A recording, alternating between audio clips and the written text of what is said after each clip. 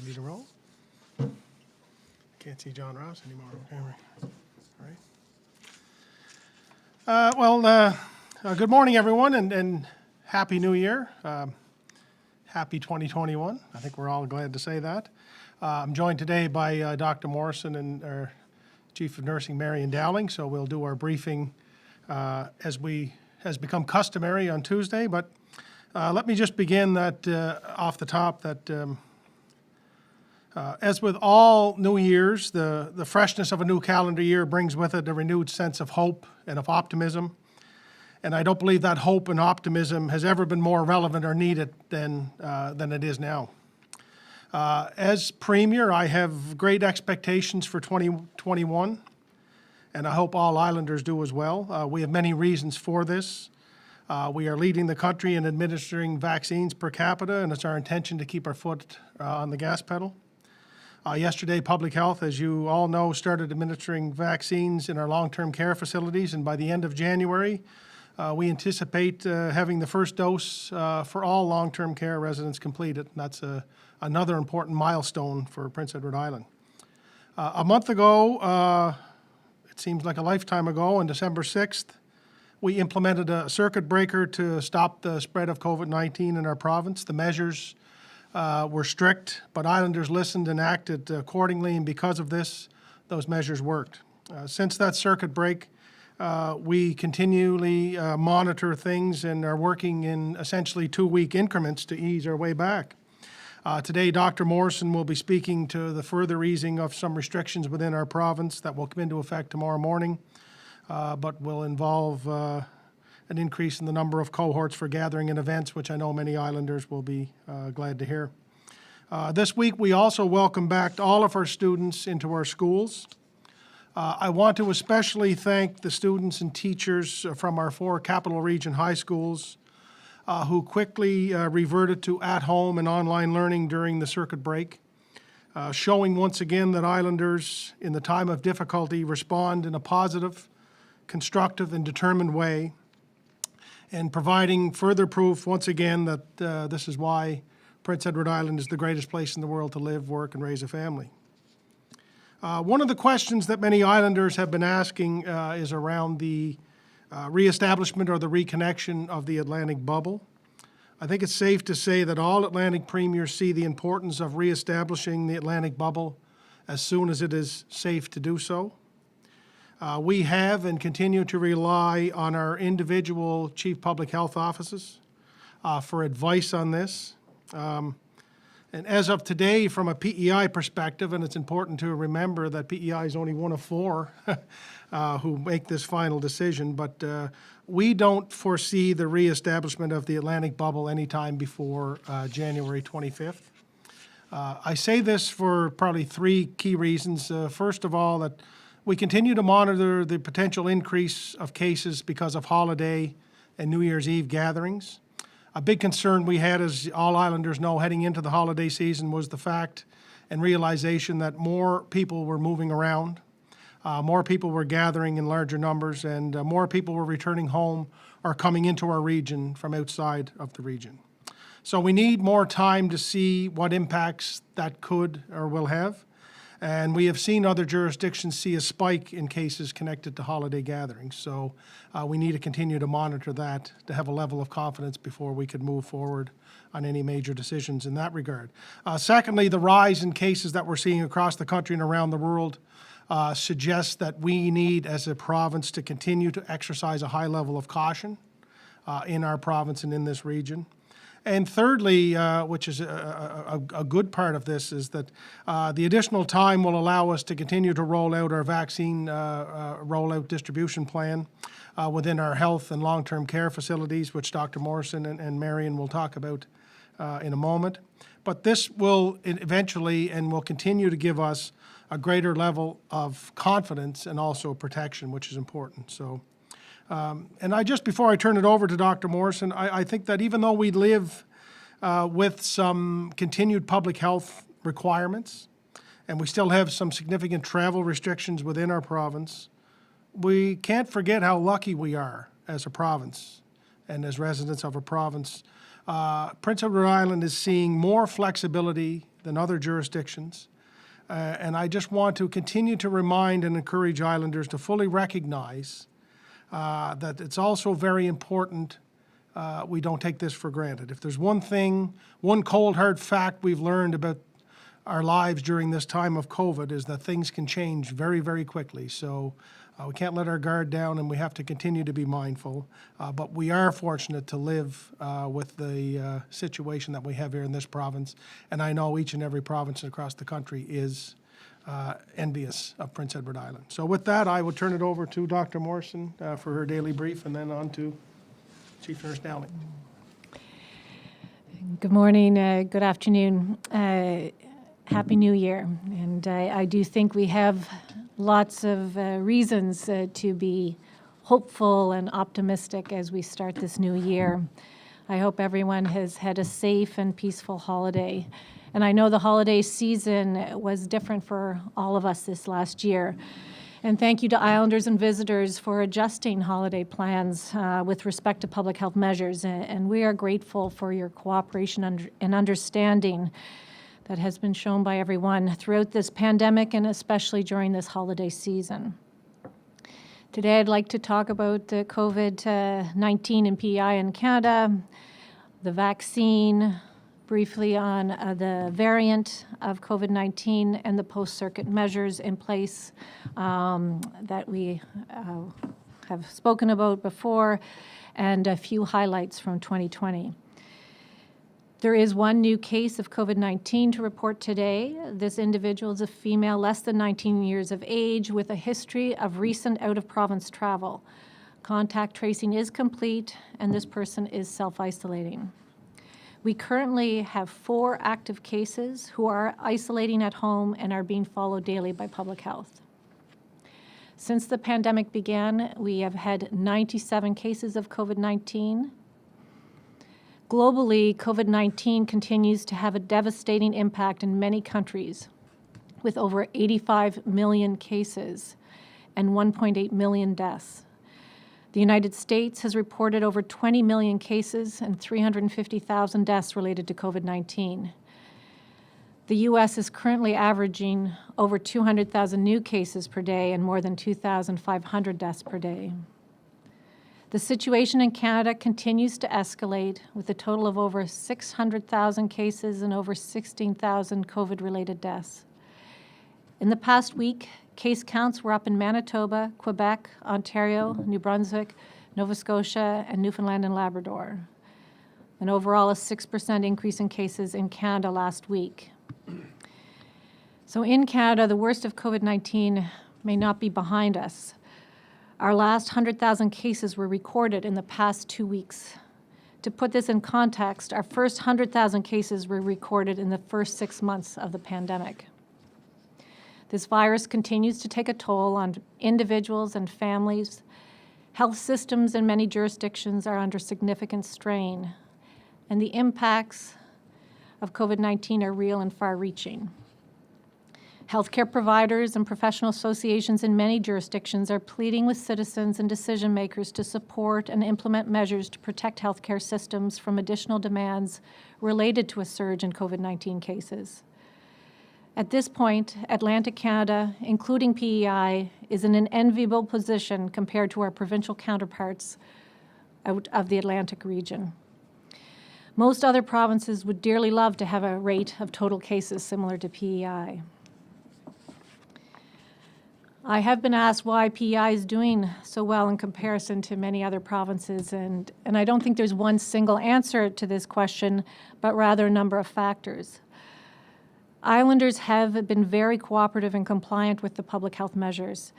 Islanders have demonstrated they will follow these measures and adapt well when the guidelines change. We would not be in the position we're in today without the steady and unwavering commitment of individual Islanders and businesses. As well, border measures, including pre-travel approval, border screening, Operation Isolation, have been key in helping us limit the importation and transmission of the virus. Testing is another key element. PEI has tested 512 people per 1,000 population compared to the Canadian average of 374 per 1,000. PEI is second only to Ontario in testing per capita in Canada. And when we've had clusters or outbreaks of COVID-19, we have relied on the basics of communicable disease control, including early detection, isolation, testing, contact tracing, and quarantine. Our understanding and patient approach has been balanced with enforcing the legal requirement to limit gatherings and to self-isolate. Currently, we are doing well. However, we know one super spreader event could change our situation dramatically. There is an increasing number of cases of COVID-19 in Canada linked to the UK variant strain of this virus. Early reports demonstrate an increase in the transmissibility of the variant compared to other circulating strains of COVID-19. In other words, this variant spreads more easily from person to person. There is no evidence the variant is linked with increased severity of disease or mortality. However, research continues to determine the health impacts of this variant. The swabs for all our positive cases in PEI are routinely sent to the National Microbiology Lab for sequencing. None of our 97 cases have been identified as the UK or South African variant. We continue to monitor the situation and participate in discussions with federal and provincial colleagues. On Friday, December 18th, we entered a 3-week post-circuit breaker measure as a post-circuit breaker phase as a first step towards easing back to the new normal phase. At that time, it was also announced that PEI's participation in the Atlantic bubble would be suspended, at least until into January. So today, as the Premier mentioned, we'll be easing some further restrictions in a step towards getting us back to that new normal. And these measures will come into effect tomorrow, January 6th at 8 a.m. We will continue to monitor the situation with the aim of being back to the new normal by January 25th. These include personal indoor and outdoor gatherings will continue to be for household plus 10 consistent individuals as much as possible. Organized gatherings such as concerts, worship services, and movie theaters can occur with 50 people with 2 additional multiples of 50 permitted with an approved operational plan. Weddings and funerals will remain at 50 people plus officiants and will not be eligible for additional multiples of 50. Organized recreation and team sports will resume subject to the limits for organized gatherings, so 3 cohorts of 50 people. Tournaments are allowed, provided the total number of people mixing over the span of the day does not exceed 50. Prior approval is required for any sporting events involving more than 50 individuals. And participation in any post-game tournament activities is restricted to individual teams. In-room dining at restaurants and licensed premises will continue to be open until 11 p.m. with a maximum table size of 10 people. I'm also confirming, as the Premier mentioned, that the Atlantic bubble and our participation in that would be suspended at least until January 25th. And as our colleagues have said in other parts of Atlantic Canada, now is not the time to reopen the Atlantic bubble. But I know we all want it to happen. As I've stated previously, these new measures represent a balance. Further movement towards the new normal with some caution to allow us that necessary time to determine if there are going to be increased cases of COVID-19 related to the holiday season. And although other provinces and jurisdictions around the world are implementing strict measures to contain transmission of COVID-19, we are in the fortunate position of being able to slowly and cautiously return to our new normal. The rollout of COVID-19 vaccine is a huge and complex task for PEI in Canada. It will take weeks and months to vaccinate all islanders. The good news is that we are off to a very good start. Over 1,900 healthcare workers received their first dose of the vaccine in December, and beginning this Wednesday, these workers will begin receiving their second dose. And yesterday marked another significant milestone in our fight against COVID-19. The first vaccine was administered to residents in our long-term care facilities. 170 residents and staff at Whisperwood Villa were vaccinated. By the end of the week, over 1,000 residents and staff in other private and public long-term care and community care facilities will receive their first dose of the vaccine. We anticipate that all long-term care and community care residents and staff will receive their first vaccine within the next 3 weeks. And I know we'll all feel better when this group is immunized and protected against COVID-19. As soon as the long-term care and community care sector is immunized, and it is a reminder, it is a 2-dose vaccine for both our products, our focus will turn to vaccinating others in congregate living situations, including group homes, community residential facilities, and shelters and other priority groups. By the end of March, we anticipate that everyone living and working in long-term care and community care and other congregate living arrangements, as well as healthcare workers who provide direct patient care, will be fully vaccinated. And subject to vaccine supply, we also hope to start immunizing those over 80 living in the community and rotational workers and truck drivers before the end of March. More information will be provided to Islanders in the coming weeks regarding these vaccine clinics and how to schedule an appointment. Our supply of vaccine is confirmed until late February, and we anticipate receiving an increased supply of vaccine in the spring. There have been recent questions about using the Pfizer vaccine for long-term care residents. Initially, jurisdictions were advised by Pfizer to not move the vaccine from the location from where it was delivered. Since then, jurisdictions have been given authorization to move the Pfizer product. So initially, we have opted to move that Pfizer vaccine to locations within the Greater Charlottetown area. And later this week, when we move to facilities and other communities, we'll be administering the Moderna vaccine product. Both the Pfizer and Moderna product are excellent vaccines approved for use by Health Canada. The important issue is getting the vaccine and not which vaccine is being administered. Knowing that Islanders are receiving the vaccine gives us hope.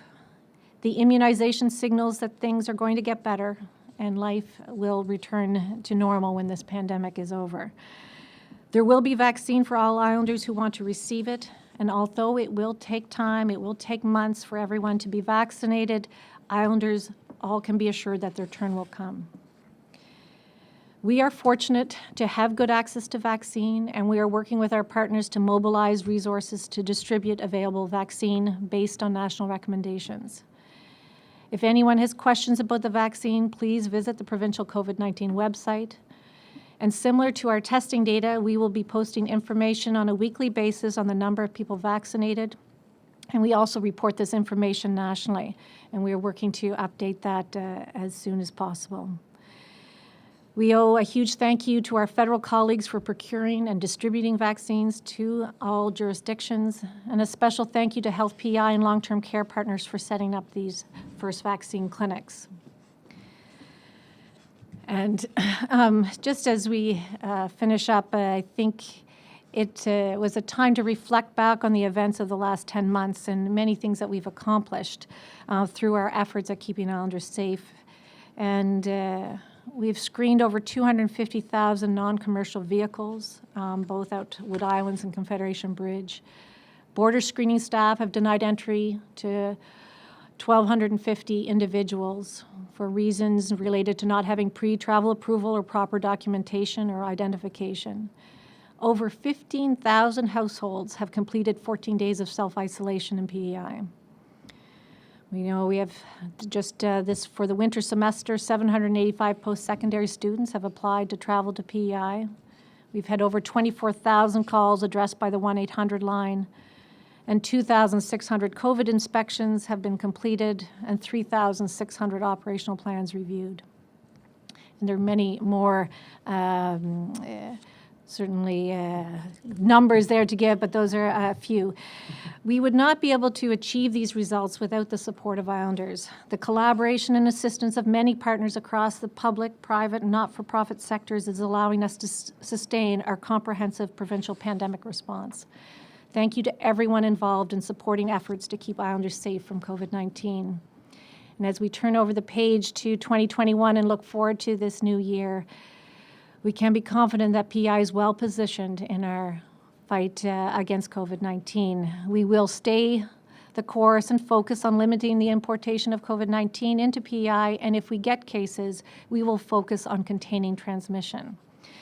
The national media has referred recently to COVID-19 as a firestorm that's happening across the country, And we must do all we can in COVID-19 not to let it catch fire here and keep it out of our province and to limit the spread. So with renewed hope and optimism as we continue this COVID-19 journey, let us continue to be patient and continue to be kind. Thank you. Well, Happy New Year, everyone. And like most people, I'm happy to enter into 2021 and see 2020 in the rearview mirror. We know there is still quite a road ahead of us to continue to manage our way through this pandemic together. Our testing clinics, after a brief slowdown over Christmas Day and New Year's Day, are back to regular hours at all locations. And just a reminder of how important it is that people who have symptoms of COVID-19 or are otherwise required to be tested continue to come to the clinics.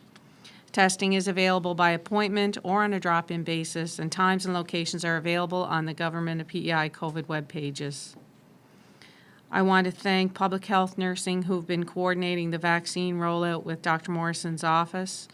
And this week, as we heard, it's extended into our long-term care homes, which is an exciting milestone to be achieving here in PEI.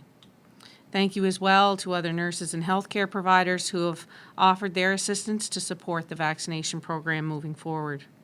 We know how important it is to have the most vulnerable populations vaccinated as soon as possible, and public health nursing and our entire health system is committed to providing immunizations as quickly and efficiently as possible. Just a reminder that it is important to continue to seek health care if you're not feeling well. People with cold and flu-like symptoms can call their family doctor or nurse practitioner or 811 to be referred to our cough and fever clinics, where they'll be assessed and receive treatment. If you're in need of emergency or urgent care, please go to an emergency department near you or call 911. This can be a difficult time of year as we turn the page on a new beginning of a new calendar year, and mental health and addiction services are also available for you.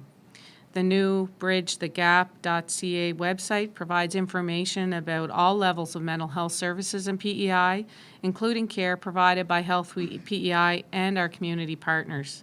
It's an excellent resource, and I would encourage anyone needing this type of support to look at that resource.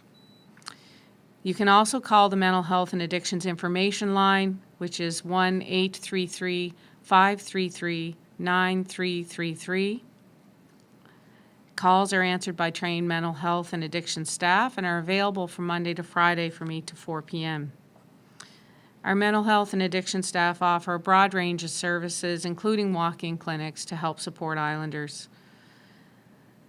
I just want to end by reiterating some of the Premier and Dr. Morrison's comments of thanks to our visitors to PEI, as well as all Islanders who continue to follow the public health guidelines, keeping circles small, wearing your masks, staying home when you're sick, getting tested when you have any symptoms. We truly couldn't be here without everyone's support and cooperation. We appreciate your patience with us as we continue to move forward through the rollout of vaccine, and we will do our best to get this out as quickly and as effectively as we can. Thank you. Well, thank you both. That's exciting news. And also, I guess we will turn it over now to questions from our friends in the media. Steve Bruce, CBC. Yes, hi there. Happy New Year to you all. Dr. Morrison, can you lay out again specifically which restrictions are easing or changing tomorrow morning? And then I guess talk about why you decided to make those changes versus easing other restrictions. And can we expect any more changes before January 25th? Hi, Happy New Year. So really the biggest changes is in terms of the multiple gatherings, and so there are a number of reasons, and to answer parts of your question, I think we're looking at wanting to do it carefully as we open up and ease up the restrictions over the next couple of weeks. We've wanted to be very cautious, as the Premier mentioned, with students arriving in the province, Christmas travel, Christmas and New Year's gatherings, so we don't want to go too quickly. We recognize that in some ways, where is the epidemiology? So a lot of the transmission around the gatherings may be more in personal gatherings.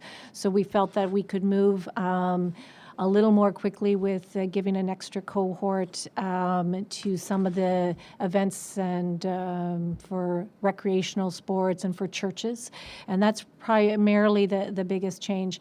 And I think you'll see, consistent with what is happening in our other Atlantic provinces, not wanting to make too many of the other changes around in-room dining, curfews at 11, again, to see what happens in this province, and hopefully we don't see a spike in cases, but wanting to make sure we're careful in case that happens.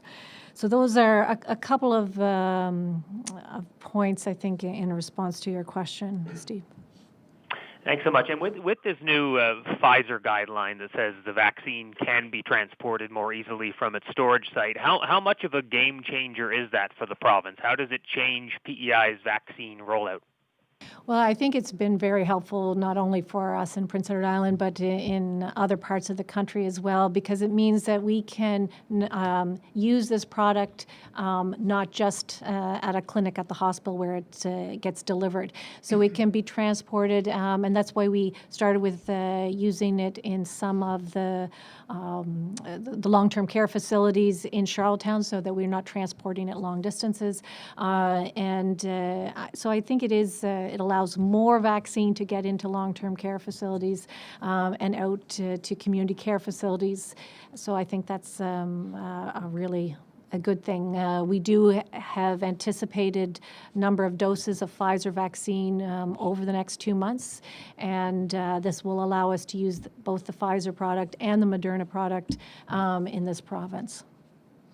Thanks so much. You're welcome. Julien Lacacha, Radio-Canada. Bonjour à tous et bonne année à vous trois. Question pour vous, Dr Morrison. J'aimerais revenir en particulier sur la bulle atlantique.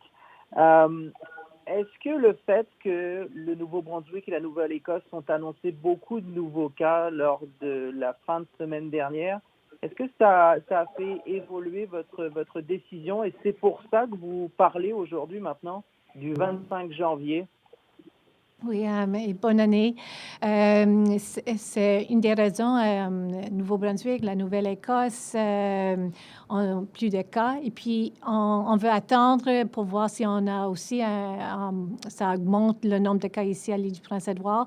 Mais bien sûr, si on voit les cas qui augmentent au Nouveau-Brunswick, comme exemple, on veut s'assurer qu'ils ont un bon... ce qui va arriver au Nouveau-Brunswick, en Nouvelle-Écosse, pendant cette même période de temps.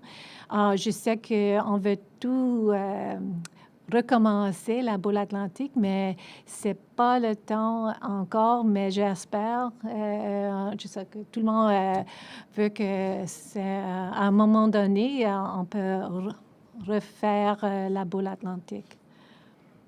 Docteur Morrison, je vais poser cette question en anglais parce que j'aimerais avoir votre réponse en français, mais peut-être aussi celle du Premier ministre Denis King. I'm going to ask this question in English.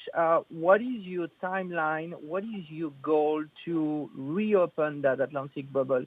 Do you want to reopen that like as soon as possible, like maybe February, or because there's no tourists, in this season, so maybe you can wait a little bit further, maybe just the spring?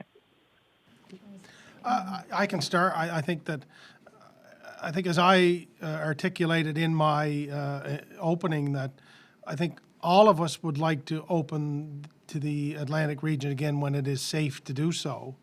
And I think that, there are a number of people who travel within the region for various reasons, or who would like the opportunity to do so without the need to self-isolate upon return.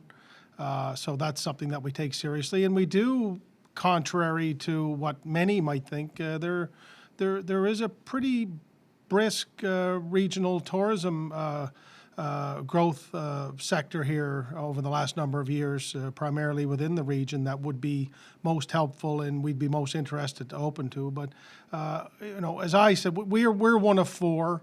The conversation I've had with Dr. Morrison, and we've had very many over the last number of days, is just that January 25th would be the first date that we would feel a level of comfort but we're one of four. We have to look at what's going on in other regions as well and respect where they're at and what advice they would have. But, I think we want the free movement of people throughout the region for sure, and hopefully at some point soon beyond that. But we've been erring on the side of caution for a reason.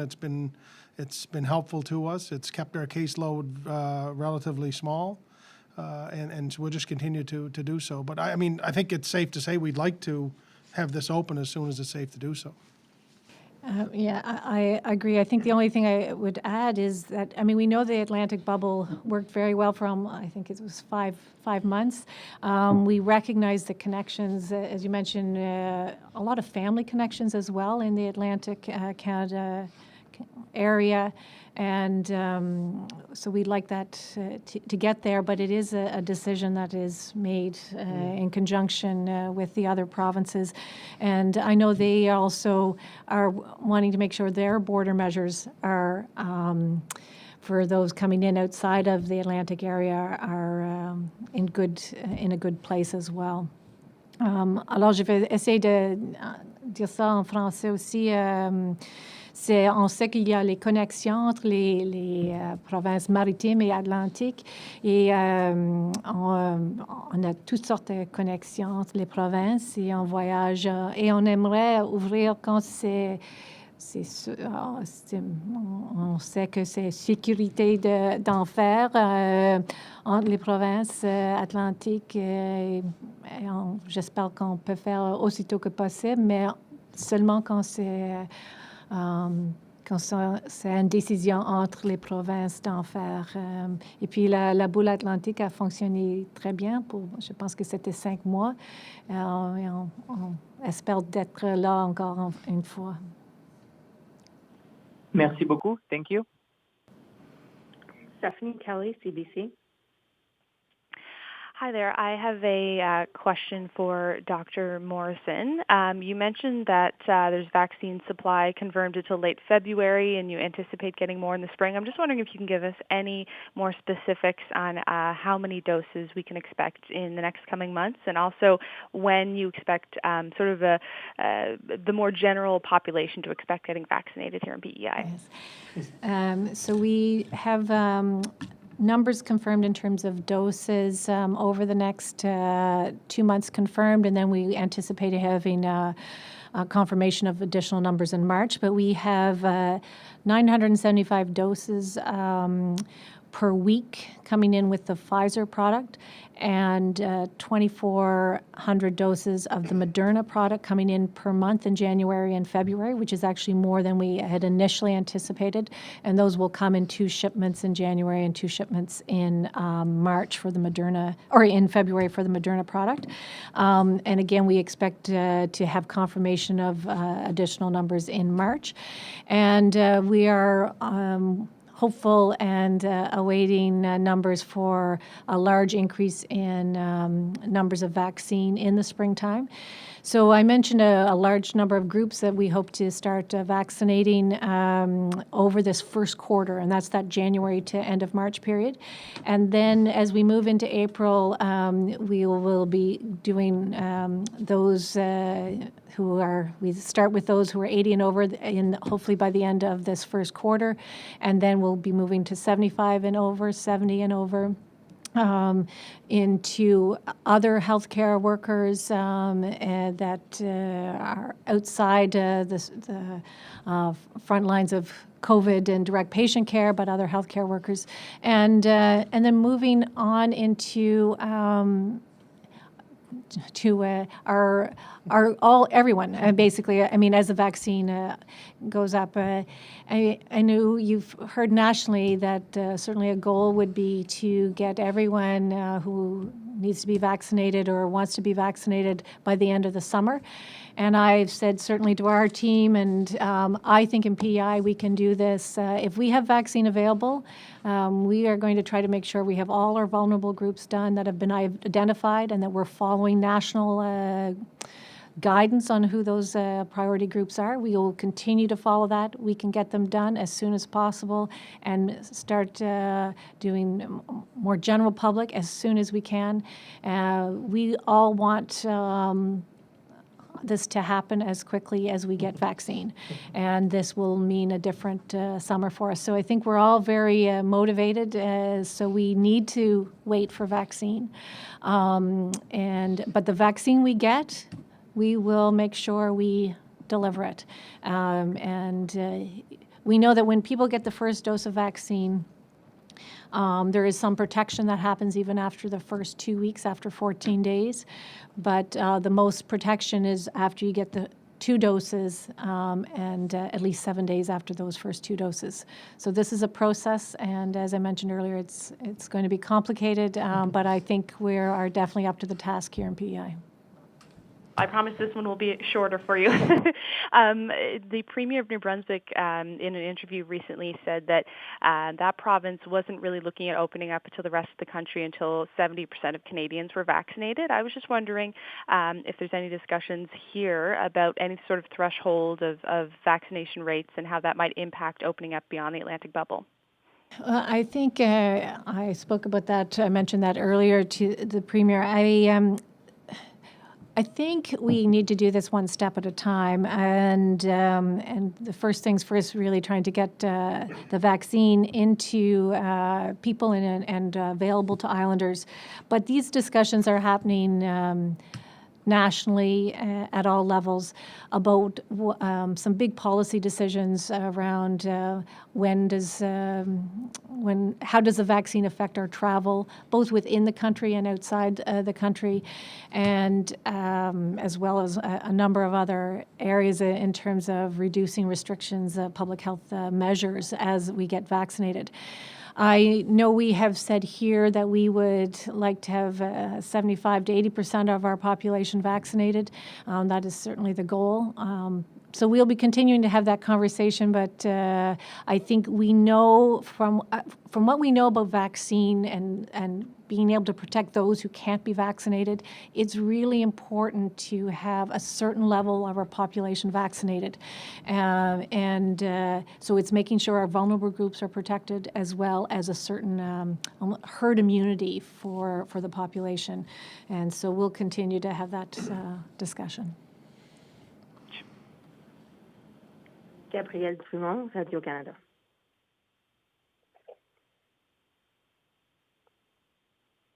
Gabrielle Dumont, Radio-Canada. Laurent Rigaud, La Voix acadienne. Bonjour, bonne année, Happy New Year. Dr Morrison, j'ai une question sur les vaccins. Vous venez de parler en anglais du niveau de vaccination qu'il faudra avoir. On parle de 70% à peu près. Est-ce que en juin, quand tous les groupes prioritaires auront été vaccinés, ça fera combien de pourcents de la population qui aura déjà reçu un vaccin?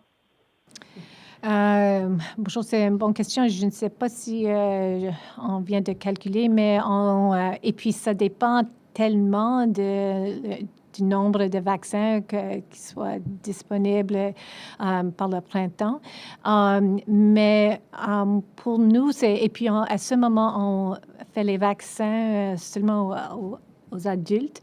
Alors, je sais que on a vraiment besoin de vacciner au moins à peu près 90 000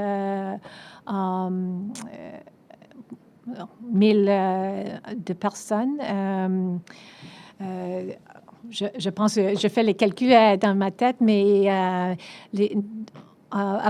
ça, c'est la population en général. Alors, je ne sais pas si on peut faire ça avant l'été, mais ça, c'est un but, mais ça va dépendre le nombre de vaccins qu'on a ici à l'île du Prince-Édouard. J'ai juste un follow-up sur cette question. je crois, si je ne dis pas de bêtises, les enfants, c'est que les adultes qui vont recevoir le vaccin. Les enfants sont pour l'instant pas concernés.